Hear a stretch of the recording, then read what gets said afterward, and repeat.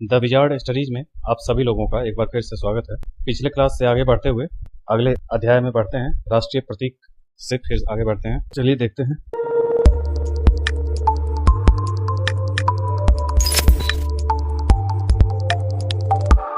पहला सवाल है कि किस वर्ष जन गण मन को भारत का राष्ट्रगान घोषित किया गया, अपनाया गया। मतलब यह है 1950। 24 जनवरी 1950 को संविधान सभा ने राष्ट्रगान के रूप में जनगण मन को अपनाया था।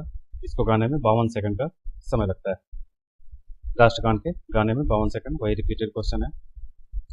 भारत शासन द्वारा राजकीय चिन्ह कब से अंगीकृत किया गया था?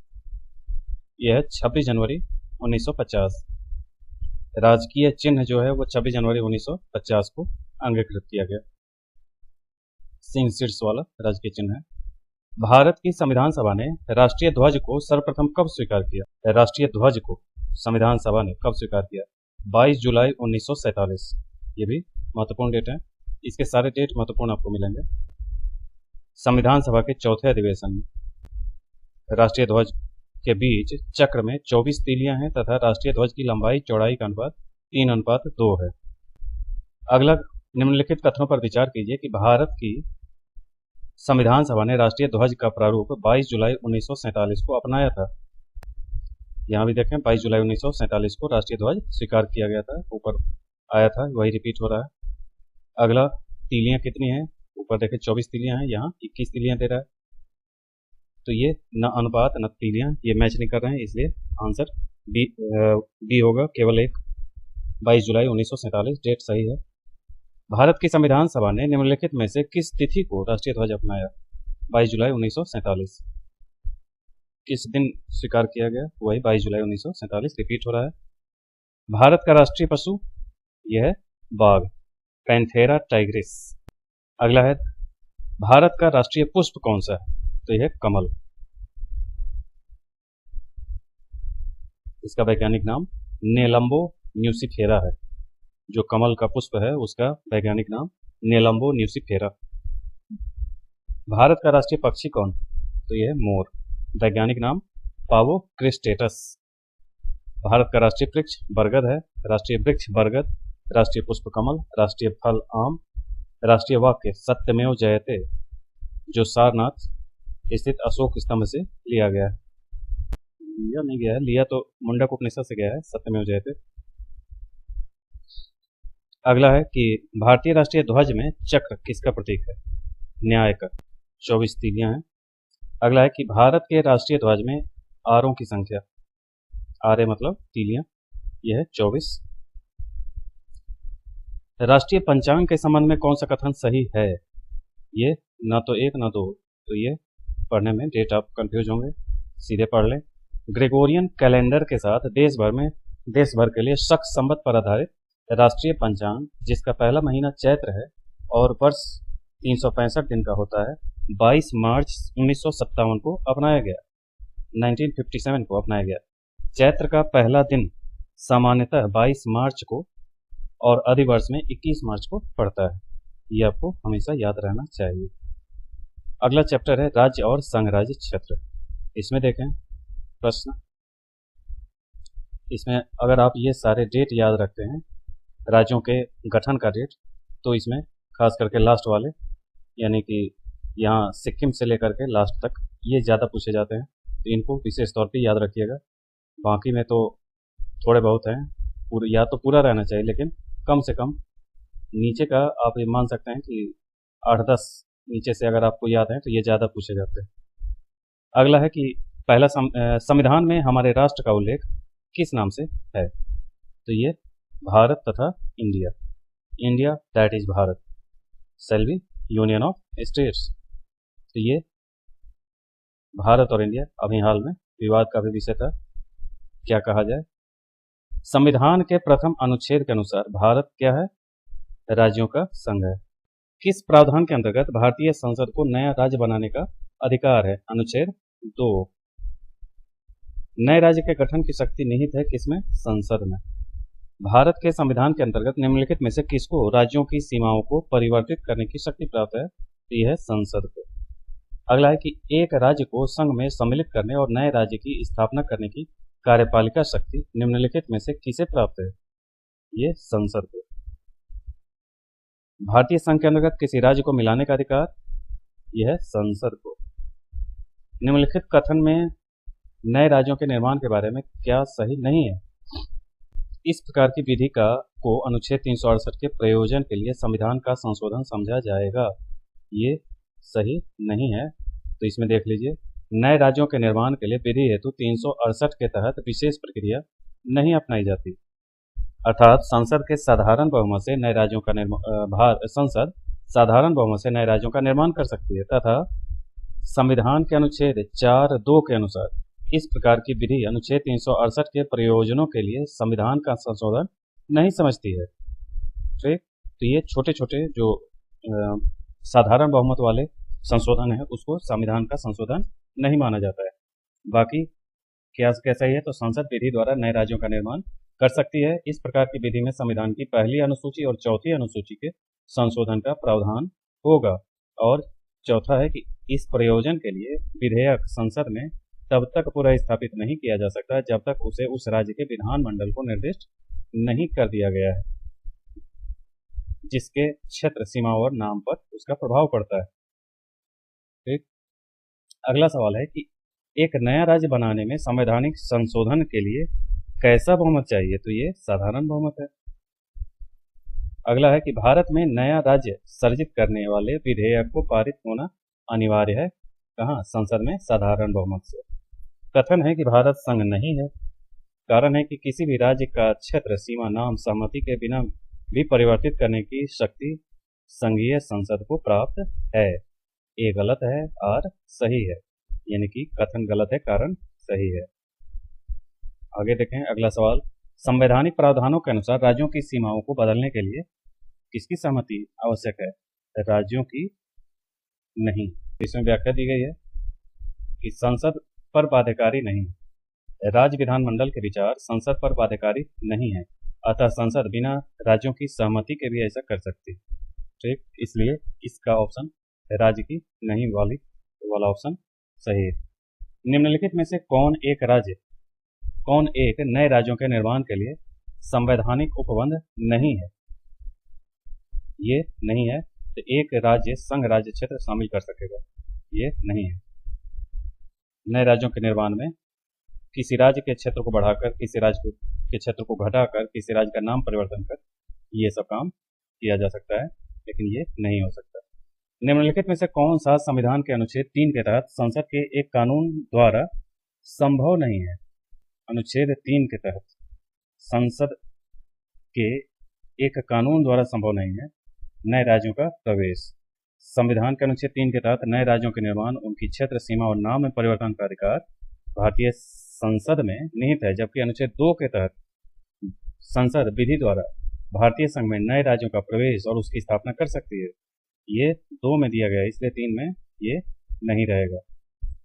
अगला प्रश्न है, कथनों पर विचार करना है, कौन सा सही है?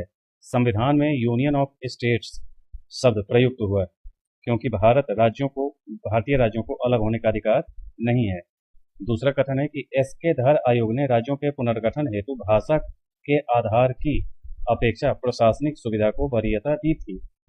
तीसरा है कि पंडित नेहरू, सरदार पटेल, पट्टाभी सीतारमैया की अध्यक्षता में कांग्रेस कमेटी राज्यों के पुनर्गठन में भाषाई आधार के पक्ष में नहीं थी। ये तीनों सही है। अगला सवाल, भारतीय संघात्मक व्यवस्था के संदर्भ में निम्नलिखित में से कौन सा कथन सही है? भारतीय संविधान के अंतर्गत राज्यों को संघ से अलग होने का अधिकार नहीं है, ये सही है, बाकी गलत है। राज्य पुनर्गठन आयोग ने 1 नवंबर 1956 को कितने राज्य तथा कितने संघ राज्य बनाए? ये 1 नवंबर 1956 को, तो 14 राज्य और 6 संघ राज्य क्षेत्र थे 1 नवंबर 1956 को। अगला है, 1956 के राज्य पुनर्गठन अधिनियम द्वारा कितने राज्य और संघ राज्य क्षेत्र? 14 राज्य और 6 संघ राज्य क्षेत्र। भारत में कितने राज्य और संघीय प्रदेश हैं? तो ये वर्तमान में देखें तो 28 राज्य और 8 संघराज्य क्षेत्र हैं। 26 जनवरी 2020 को 8 हो गए हैं, क्योंकि दादरा नगर हवेली को मिला भी दिया गया है। जब जम्मू कश्मीर और लद्दाख को अलग किया था तो 9 हो गए थे, फिर दादरा नगर हवेली और दमन दीव को मिला दिए तो 8 संघराज्य क्षेत्र हो गए। तो अब 28 राज्य और 8 संघराज्य क्षेत्र हैं। तेलंगाना राज्य बन जाने के बाद भारत के राज्यों की संख्या होगी कितनी? 28। अगला है, भारत में कितने संघ शासित प्रदेश हैं? 8। कौन संघ राज्य क्षेत्र नहीं है?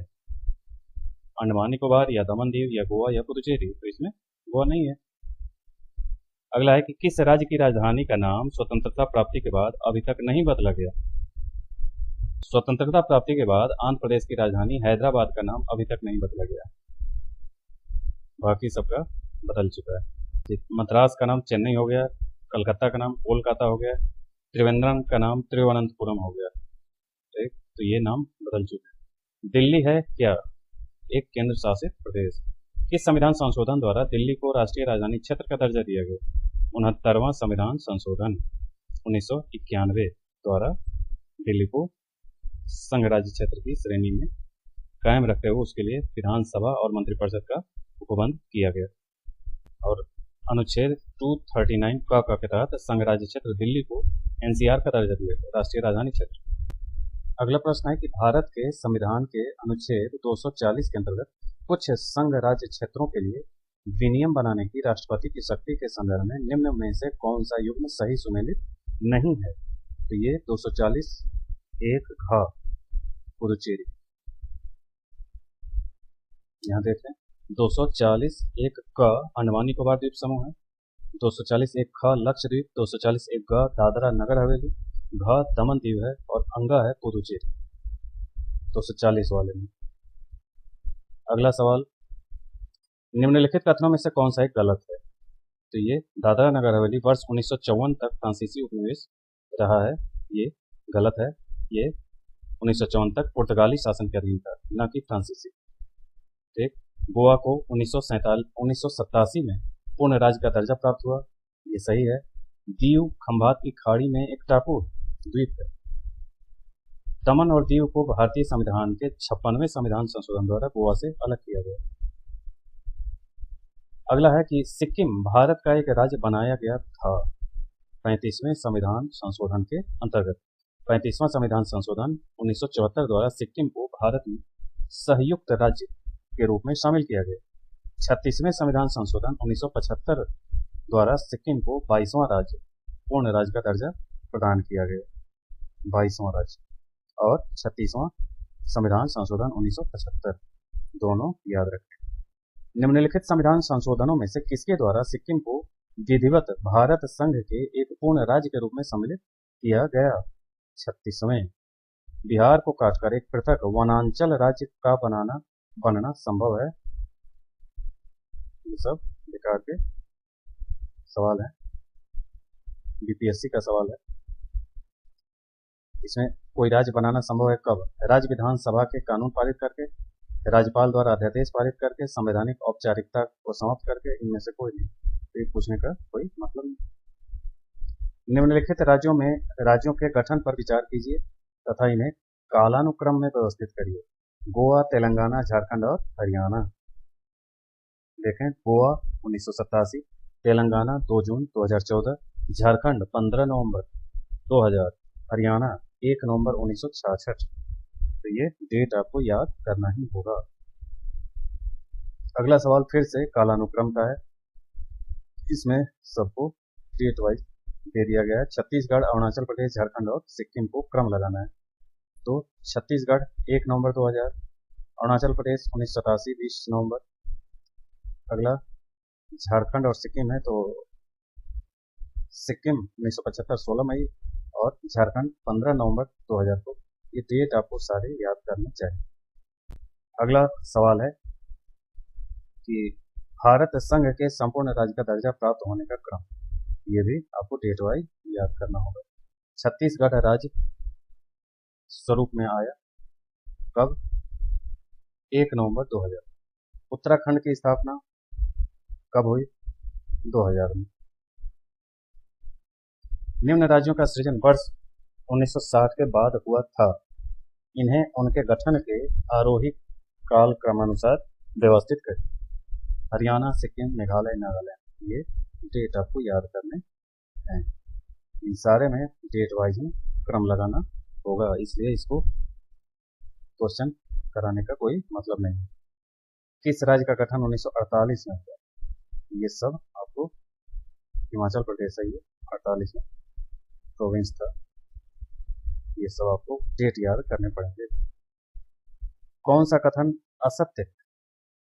मैसूर राज्य का नया नाम तमिलनाडु रखा गया, ऐसा नहीं है, उसका नाम कर्नाटक दिया गया है। पुराना मैसूर आज कर्नाटक में।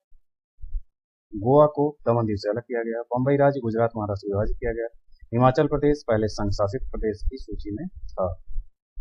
ये बाकी सब भाषा के आधार पर राज्यों के पुनर्गठन हेतु राज्य पुनर्गठन आयोग की स्थापना कब की गई? 29 दिसंबर 1953 को की गई। और 53 ऑप्शन में नहीं दिया, इसलिए क्वेश्चन गलत है। अगला है भाषाई आधार पर राज्यों का पुनर्गठन किस वर्ष किया गया? तो यह है 1900। अगला सवाल है भाषाई आधार पर सर्वप्रथम किस राज्य का गठन किया गया? तो यह है आंध्र प्रदेश। निम्नलिखित में से कौन सा भारत में भाषा के आधार पर बना पहला राज्य था? तो यह है आंध्र प्रदेश। आंध्र प्रदेश का गठन कब हुआ? 1953। अगला सवाल भारत में राज्य पुनर्गठन आयोग की संस्तुति के आधार पर राज्यों का पुनर्गठन किस वर्ष किया गया? तो यह है 1956। किस राज्य को केंद्र सरकार द्वारा विशेष श्रेणी का दर्जा कभी प्रदान नहीं किया गया? यह है बिहार। बाकी सिक्किम, हिमाचल, जम्मू कश्मीर ये सबको प्राप्त रहा है। अगला है निम्नलिखित कथनों में कौन सा सत्य है? कांग्रेस के नागपुर सत्र के पश्चात प्रांतीय कांग्रेस समिति का गठन भाषाई आधार पर किया गया। और दूसरा है कि 1948 में कांग्रेस ने भाषाई आधार पर प्रांतों के गठन की मांग को अस्वीकार कर दिया। दोनों सही है। इस वीडियो को इतना ही रखते हैं, अगले वीडियो में नागरिकता को देखेंगे। धन्यवाद।